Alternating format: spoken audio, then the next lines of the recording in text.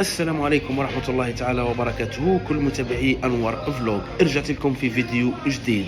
الايامات هذه راهي للتوعية. علاش خاوتي اللي راه دخلوا لاوروبا وما عندهمش فيزا، ونقول لكم مرة أخرى أرواحوا لدولة البرتغال قبل شهر أكتوبر. علاش البرتغال راح تغلق؟ لا، أنا ما قلتش البرتغال راح تغلق، لكن هذا طبيعي أن مادام كاين تغيير من المؤسسة راح تكون كاينة قوانين أخرى.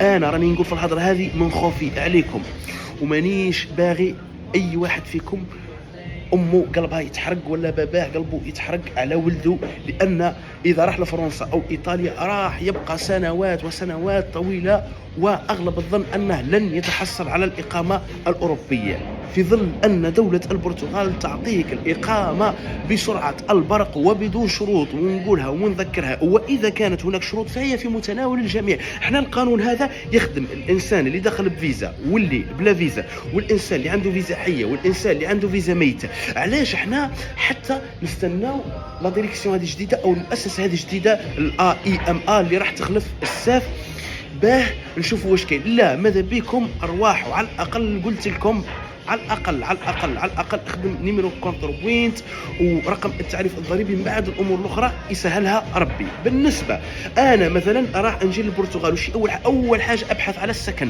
كاين العديد من المواقع، لكن انا ننصحك بالفيسبوك، تقدر على طريق الفيسبوك تبحث حتى على غرفه مع الناس، لانك اذا جيت هنا وبديت في الاجراءات خلاص انت راح تصبح مقيم هنا في دولة البرتغال، وراح تلقى العديد والعديد بإذن الله، طبعا بإذن الله، من الغرف، وقادر تختار، وقادر ممكن في 10 أيام أو 15 يوم أو حتى شهر أنا نقول راح تتحصل على غرفة وحدك بإذن الله.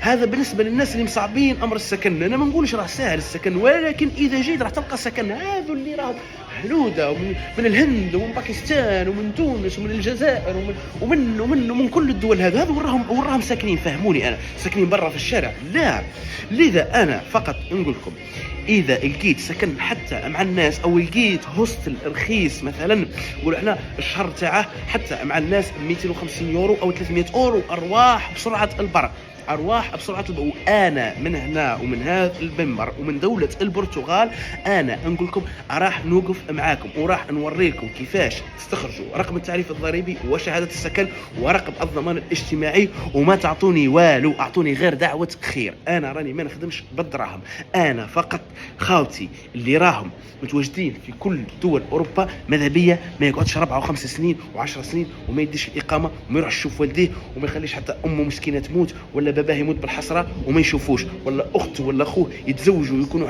عندهم اولاد وهو ما شافهمش وما يعرفهمش. لا، انا باذن الله مادامني انا فت على المرحله هذه وانا عندي والدين وعارف قيمه الشيء هذا، انا راني معاكم وندعمكم ودائما وابدا ومن قلب الحدث ومن دوله البرتغال. وبالنسبه للعمل ان شاء الله راني حكيت على شركه بيشتانا، وقلت الشركه هذه راح تخدم وراح نكشف واحد الحقائق رهيبه جدا على هذه الشركه، حتى تتاكدوا ان الصدق والمصداقيه هي اللي تجمعنا باذن الله.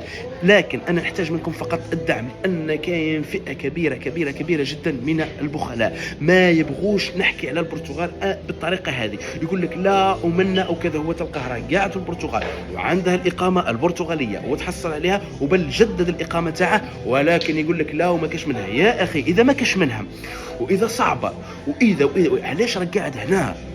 لماذا هذا الدجل والسفه والكذب والتدليس؟ لا يا إخواني، دولة البرتغال أحسن دولة في العالم بالنسبة للمهاجرين. هذا التذكير اليومي طبعا، وبارتاجوا باتعم الفائدة على الجميع إن شاء الله، ويستفادوا كاع خوتنا أو أكبر عدد ممكن من الناس. كاين ناس في فرنسا، في إيطاليا، في إسبانيا، لا حول ولا قوة إلا بالله، والله لا حول ولا قوة إلا بالله. كما شوعين والله راني ناقص نوم البارح، عارف قعدت غير على بالك نرد على الميساجات ونرد على الناس في الانستغرام. راني داير البوسيبل تاعي، اي انسان يحاول يتواصل معايا مباشره يروح للانستغرام ويسال اي سؤال، وانا راح نجاوبك بدون مقابل.